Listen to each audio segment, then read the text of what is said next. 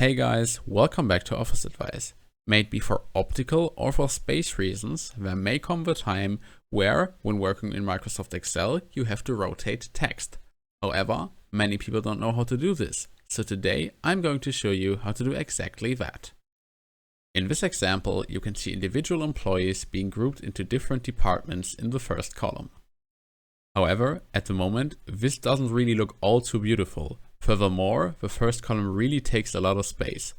We can change this by changing the text alignment of the first column and rotating the text by 90 degrees. To do that, we first have to select the whole first column by clicking on the text index.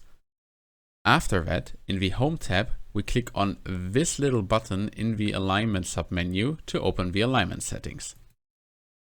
Here, we can change the text alignment of a column.